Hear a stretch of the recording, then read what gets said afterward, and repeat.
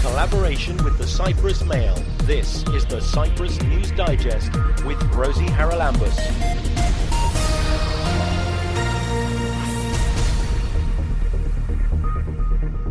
Coming up this week, new research is studying antibodies in relation to COVID-19. What we see is that people who are older than 60 years, or they are males, or they have a combination of several symptoms and they have a more severe disease, do develop higher levels of antibodies against the SARS-CoV-2. The outgoing head of UNFICYP addresses the 17th Annual Cyprus Summit. The positions of both sides have moved further apart in recent months. Negative narratives and unhelpful rhetoric are spreading, and political polarization on the island is sharpening between and within both sides of the divide. And we talk to the leader of a project studying the epidemiology of dementia in Cyprus. Pathological aging, cognitive aging in the form of Alzheimer's disease or vascular dementia that can cause neurodegeneration can create significant burden for the patient, for the family, for the healthcare system, and the society at large. Well, we're back talking about COVID on this week's programme because there's a lot of research going into not just vaccines and so on, but how to deal with it. And indeed, we keep hearing about the efficiency of vaccines waning. Well, that depends to some degree, I believe, on whether or not you have antibodies for COVID-19. My next guest is Konstantinos Veldas. He's Professor of Molecular Genetics at the Medical School of the University of Cyprus and also head of the Centre of Excellence in Biobanking and Biomedical Research. Konstantinos, can you outline for us, I think you started this last year, a study into who has antibodies and what good they can do, I suppose, if you like, because I suppose some antibodies may be better than others? Well, yes. 1 year ago, we started the enrollment of volunteers to this research study where we have participants who either they are healthy people of the general population or they are people who have been infected with the SARS-CoV-2 virus, which causes the COVID-19. The purpose was to see what antibodies these people develop against the coronavirus and how they hold as time goes by. We have not yet started the evaluation of the data from vaccinated people, although we have also several hundreds of volunteers who have not been infected but have been vaccinated against the coronavirus. And this is another question we are going to answer pretty soon. Now, the data from our work so far show that the people who have been infected react to the virus very differently. We've been collecting, like everybody else does, in other countries, we've been collecting details on the symptomatology of these people. And of course, there is a very broad spectrum of symptoms, ranging from people who stay essentially entirely asymptomatic, nothing at all, or they have a very mild disease, or more severe disease, or even need for hospitalization. Of course, we know that sometimes people die because of complications of the disease, of the infection with the SARS-CoV-2 virus. So what we see is that people who are older than 60 years, or they are males, or they have a combination of several symptoms and they have a more severe disease, do develop higher levels of antibodies against the SARS-CoV-2. Can I just ask you if there's any way you can measure whether or not certain antibodies, are they all the same, or do some of them mean that you get some symptoms? As you said, there's such a wide variety of symptoms, and not only how strong they are, but is that affected by what antibodies you have or just by the number of them? Well, speaking of immunology, people, when they are infected with an infectious agent, we make antibodies of several classes, but let's not get into the details of that. There are IgA, IgM, IgG antibodies. These are different classes of antibodies that we develop against an infection. The final class is the IgG, and this is what we've been measuring in the blood of participants. Now, what probably makes sense is that people who have higher titer of antibodies, higher levels of antibodies, and this is what we measure in numbers, quantitatively, are supposed to be better protected in the next encounter with the virus. However, this is not an absolute information because what's responsible for our immune protection is not only these specific antibodies that we measure, but also other factors, including, for example, the cellular immunity, which is another chapter in the immunity of the human body against infectious agents. The background information regarding the health status of the participant, medication that people may be taking, and other factors. So this one element that we measure, the IgG antibody level, is one of several factors which give us information on how people react against the infectious agent, in this case the coronavirus. So as I mentioned, people older than 60, males compared to females, people who have had a couple of symptoms or severe symptoms or have been hospitalized, they develop higher levels of antibody. But I repeat again that this is not one absolute factor which says something about our protection from a second encounter with the virus. The other important piece of information that came out of this research is that when people are infected, they develop, or before I go into this, we also found that people who have who do not smoke have higher titers of antibodies, and this is very important. So the other important information that we derive from this research study is that when people are infected, start developing these antibodies a couple of weeks after they're coming in contact with the virus. These antibodies, the IgG antibodies that we measure, start developing and increasing in numbers as time goes by, from month number 1, month number 2, month number 3, and by month 3 about, on average, people have a peak number of antibodies against the virus. After the third month, these antibodies start waning, and they reach a low level at about month 6.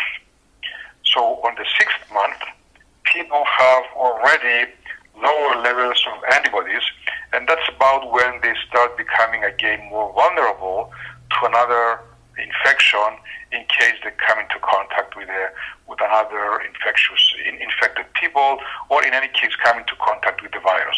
Right, can I just ask you, you're talking here only so far about people who've caught COVID-19, yes? Yes, we are talking about people who have been infected with the SARS-CoV-2 virus, and they were positive to the virus. So some of these people remain asymptomatic, or they had mild symptomatology or severe symptomatology. What about people who had severe symptomatology had, on average, statistically significantly higher levels of antibodies compared to people who had a milder disease. So it sounds to me like the body is responding according to need. Yes. But what about vaccinations? Now, I think you said you'd collected data and hadn't managed yet to sort of finalise. What I can say at this point is that on average, again, it seems that people who are vaccinated develop more antibodies against the virus compared to people who had been infected. Okay, so the vaccine is more capable to elicit a strong antibody response, stronger than the antibody response elicited when you come in contact with the virus with an infection. Just to be very clear on this, it does seem from what you've said then that in actual fact a vaccination is likely to give you better protection than if you've had the virus and the body has developed its own system of fighting it. In general, yes. And that's why it is highly recommended that people who have been infected should also be vaccinated. What about the reaction of people to the vaccination? Because I've spoken to so many different people and some of them said it didn't affect me at all, and others said, oh my goodness, for 2 days I thought I was going to die. Does that tell you anything about the level of antibodies? I'm not sure. I don't have information to say this. Maybe other people do, but I can't say for sure. However, it is a well-known fact that upon vaccination, different people react differently. It doesn't matter. We are not all the same. Our different background, different morbidities that we may have, our different health status may make us to react differently. It doesn't make big difference. Either you had some side effects or you did not, you develop antibodies. And definitely vaccination is much safer than being infected with the virus. And vaccination seems to elicit more antibodies compared to infections in itself. But like the infected people, it seems the antibodies do wane. Yes, that's what I'm getting to.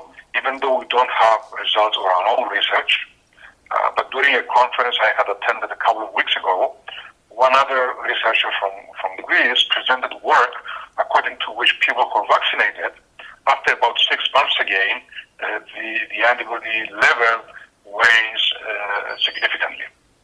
So it makes sense to suggest, recommend, advise that we move ahead and go for the third dose after our second dose of vaccination. But if this carries on for another few years, it means about every 6 months we're going to need another jab. That may be true, but I cannot say for sure. Okay, now I think that one of the things you're doing as part of the biobank research is testing people for antibodies. What is that going to tell you? Because you've looked at different groups, haven't you, according to your biobank information, the DNA that you've collected on other projects, about which groups of people may have higher levels of antibodies, is that right?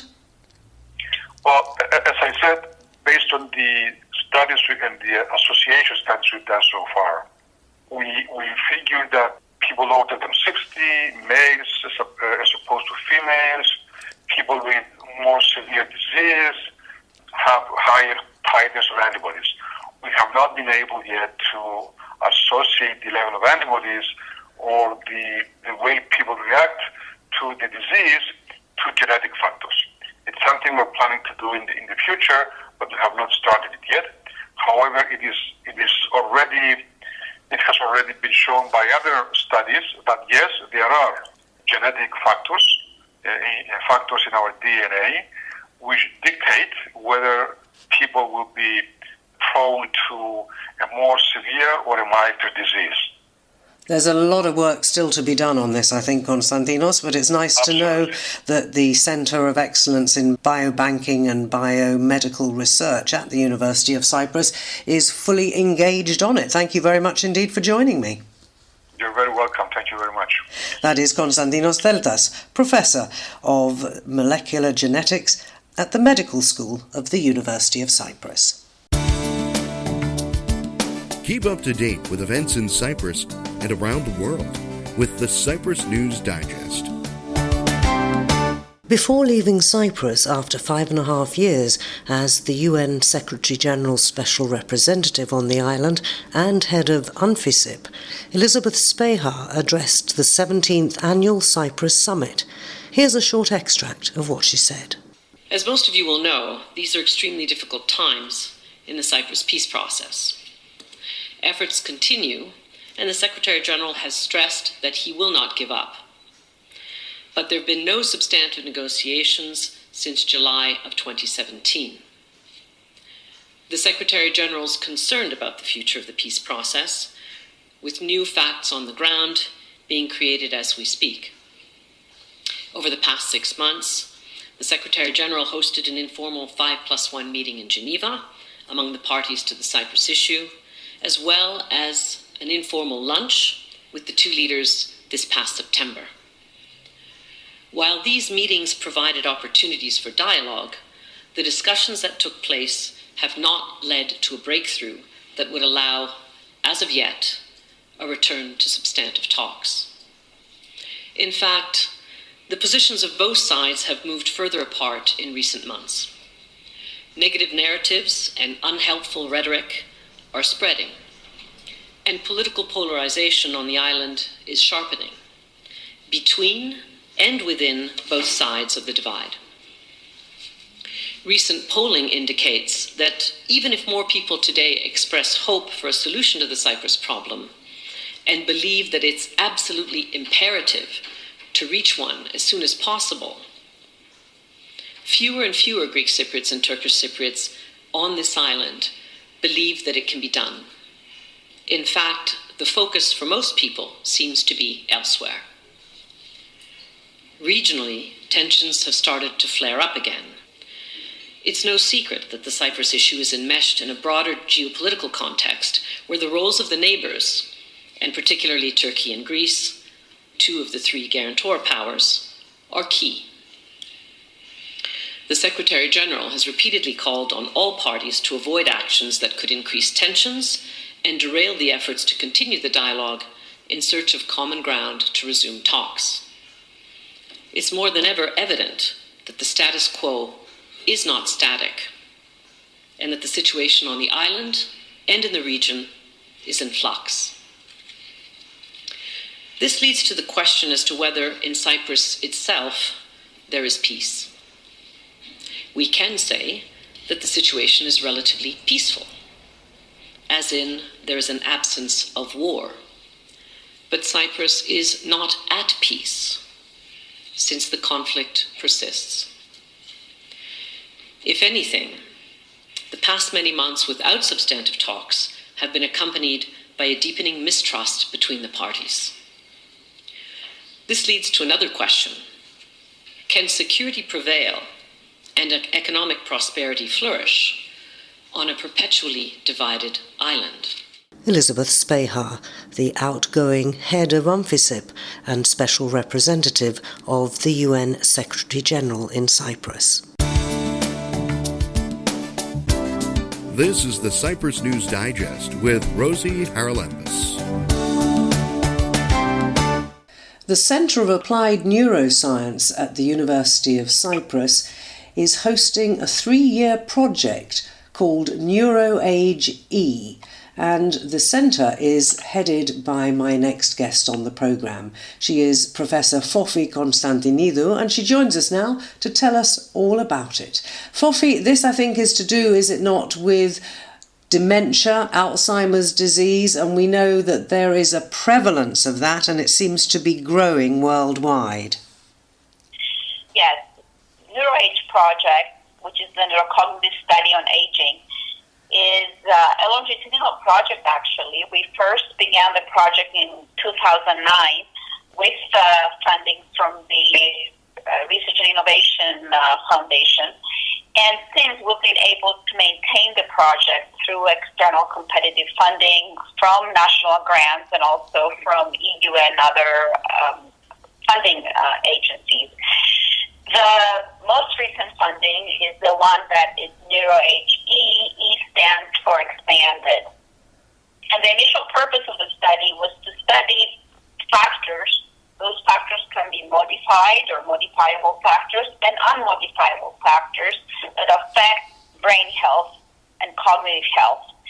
We know that with the ability of humans to live longer, with that comes at a price, and the price is various diseases that can cause significant reduction in ability, and pathological aging, cognitive aging, in the form of Alzheimer's disease or vascular dementia that can cause neurodegeneration, can create significant burden for the patient, for the family, for the healthcare system, and the society at large.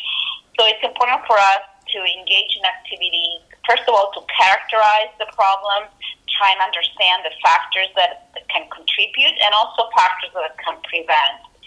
So as part of the NeuroHE project, we're engaging in this screening campaign where we urge people to participate in 30-minute screenings. We can make the screenings through the phone interviews, or in person. And the purpose of the screening is to quickly identify initial signs of conditions that can affect brain health. And those conditions could be changes in memory and cognition, could be changes in mood, such as depression and anxiety, could be hearing, sensory loss, could be issues pertaining to nutrition. If we see the first signs, then we guide our study participants to explore this situation with a healthcare provider according to what type of difficulty we identify in the screening program. So it's a multidisciplinary project. The protocol was developed by our team of healthcare professionals that cover a variety of disciplines. Right, let me just ask you though, the things that you mentioned there, the loss of memory or all the other things that you said, they come with age anyway, don't they? They don't actually mean that a person possibly getting on in years who's finding it difficult to remember certain things has got Alzheimer's or dementia. Correct. With aging, and especially as we're headed into our 60s and 70s, we are going to see some changes. We might find ourselves requiring a little bit more time to process information. We may find it difficult to hold too many different pieces of information in our head at the given time. Sometimes we lose things. Sometimes we forget names. We might forget, an appointment here and there. But those changes are subtle. They happen gradually over time, and allows the person to adjust and develop strategies to compensate for them. When we're talking about pathological aging, pathological cognitive aging, we're saying that these different difficulties become very prominent. We're starting to see other signs, such as the person perhaps getting lost frequently, forgetting their medicines too many times, too often, having difficulty coping with emotions, and feeling overwhelmed very, very frequently.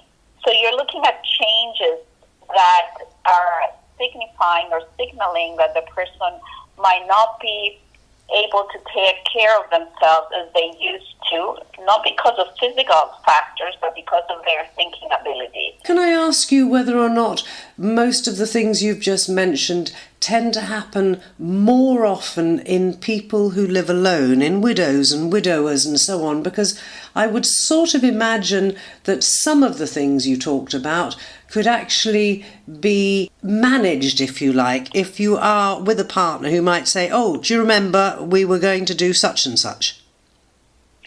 Yeah, there's being on your own may also create other types of burden as well. And so that's why in our approach, we're also looking at things such as loneliness and depression. But actually, people who live alone, they also develop strategies to be more independent. So it doesn't mean that because someone lives alone, necessarily their memory is going to be worse, right? So again, you're looking at changes across time and whether those changes are at a point where they create difficulties for you to stay safely at home. Now then, I read a little bit about the project, and apparently it says here that it aims to establish an electronic surveillance system. So what's that for, and how will that be implemented? Yeah, the idea here is that we would be able to create a depository of individuals who are at risk for dementia and or for cognitive decline. It might not be dementia, and we would be able to monitor across time. So one of the things we do with our NeuroH project, because it's a longitudinal project, we provide participants with the opportunity to be retested, to be monitored by our team. And in doing so, we have more than 1,000 people right now in our NeuroH project. Those are not individuals with dementia. Those are healthy adults over the age of 60. Through our monitoring, we've been able to identify individuals at the early stages of cognitive decline, recommend the appropriate route of action in terms of how to explore these changes with their physician and healthcare provider, and then help them also implement strategies to compensate. As part of the program, we also have 2 treatment programs that we have developed to help people address the cognitive changes. One program is the group program. We call it the Healthy Mind Group Program, which is the program where we have small groups of individuals and they meet weekly. We've been using online and in-person modalities for these meetings. And we teach empowerment strategies. We educate about cognition and cognitive changes, about problem-solving strategies, emotion regulating types of strategies, memory, internal and external memory strategies to improve functionality. The other program is an individualized hierarchical program called the categorization program, and it's a one-to-one meeting, and it's designed to develop, remediate cognitive abilities in healthy individuals, but also in individuals with cognitive decline. Well, that's good news, because I think a lot of people, as they hit their 60s and 70s, often worry a lot, don't they, about whether or not they're going to lose cognitive abilities, or, goodness me, would it be dementia or Alzheimer's, which can be very stressful, not just for the patient, but also for nearby family and carers. So are you looking for people to sign up for this, or do you have all of the volunteers that you need? So we can always, in clinical studies, you always recruit volunteers. The other thing I wanted to stress as well is that knowledge is power, and sometimes we don't want to get tested because we don't want to know. We're worried about what we might find, right? But knowledge is power, and prevention is key as well, because research shows that when you're able to implement some strategies early on in the process, it can help with the ability of the individual to maintain their functionality and cognitive performance longer. It's sort of brain gym, isn't it? It's like keeping your body healthy, but you need to keep your mind healthy and busy as well. So where can people find out more, Fluffy? They can call us at the Center for Applied Neuroscience. The number is 97882744. So if they're interested in the screening, they can call this number if they want to also get more information. Also, our email is neuroh, NEUROH, @ucy.ac.cy. And I want to stress what I said earlier in terms of prevention, in terms of early detection. It's key to maintaining better cognitive health. Indeed, that is Professor Fofi Constantinidou, who's the host of the NeuroAge project. If you'd like to find out more, you can get in touch on the number she mentioned, or indeed, if you didn't manage to get that down, just Google CAN Cyprus, CANCYPRUS.org, and if you go through there to projects, you will find the details on there. Fofi, thanks for joining me. Very best of luck. It's a 3-year study. When you finish, what are you hoping it will have told you? Well, we're continuously publishing papers, trying to contribute to the scientific community. But what we are aiming is to indeed be able to predict. This is the ideal scenario to predict when we have the profile of an individual in terms of their cognitive abilities, to be able to predict how is this person going to be in 5 years or in 10 years.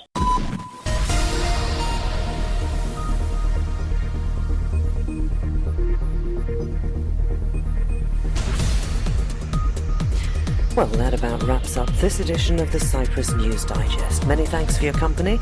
Hope you'll join me next week. Till we meet again, take care and God bless. Bye-bye now.